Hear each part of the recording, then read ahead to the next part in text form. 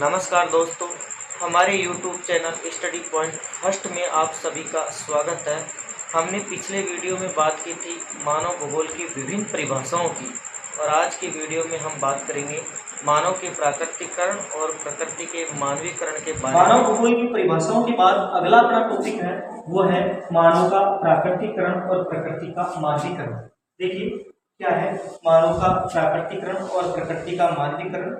मनुष्य ने वैसे अगर प्रौद्योगिकी की बात करें तो मनुष्य ने प्रौद्योगिकी की सहायता से विभिन्न प्रकार के असंभव कार्यों को भी संभव करने में सफलता प्राप्त की है और मनुष्य प्रकृति के अंदर ही रहता है और प्रकृति के अंदर ही विभिन्न प्रकार की क्रियाएं करता है और इसी प्रकृति के अंदर विभिन्न प्रकार की प्रौद्योगिकी की सहायता से विभिन्न प्रकार के उच्च स्तर के कार्यों को भी सफल करने में अपना महत्वपूर्ण योगदान दिया है। और प्रौद्योगिकी की सहायता से मनुष्य ने इस प्रकृति में अग्नि की खोज की। प्रौद्योगिकी की सहायता से मनुष्य ने इस प्रकृति में पहिए का आविष्कार किया। तो इस प्रकार से मनुष्यों ने जो है इस प्रकृति के अंदर रहते हुए प्रौद्योगिकी की मदद से विभिन्न प्रकार के कार्यों को संभव कर पाया है। जो असंभव कार्य थे उन कार्यों को भी संभव करने में सफलता प्राप्त की है। और इसी में एक शब्द आता है पर्यावरणीय निश्चयवाद। और इसी पर्यावरणीय निश्चयवाद के बारे में प्रश्न पूछा जाता है कि पर्यावरणीय निश्चयवाद किसे कहते हैं। तो देखिए पर्यावरणीय निश्चयवाद किसे कहते हैं। आरंभ में प्राचीन समय की बात है। आरंभ में प्राचीन समय में प्रौद्योगिकी का स्तर अत्यंत निम्न था।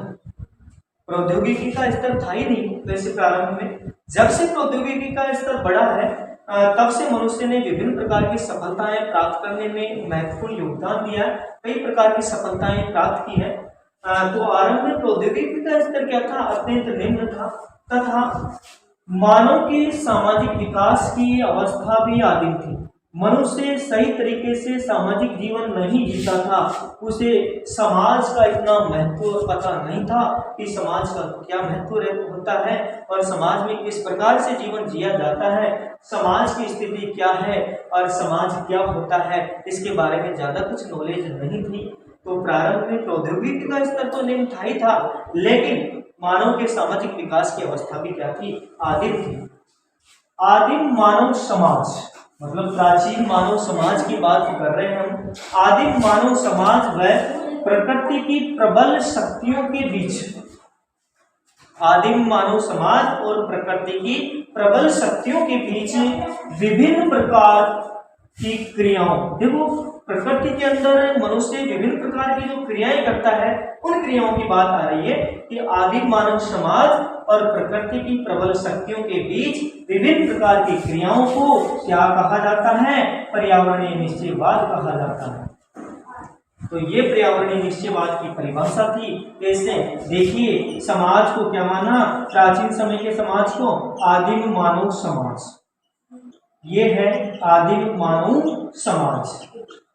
और आदिम मानव समाज के साथ इसने क्या जोड़ा, प्रकृति को।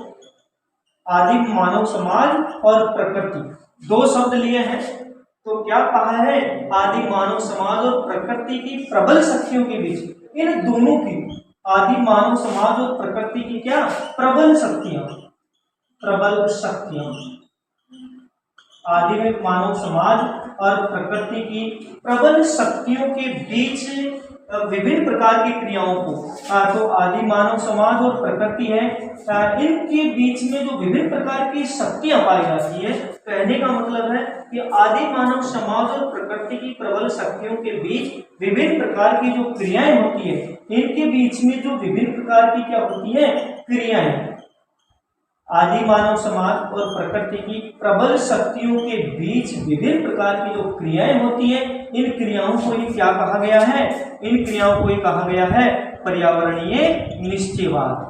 ये पर्यावरणीय निश्चयवाद की परिभाषा है।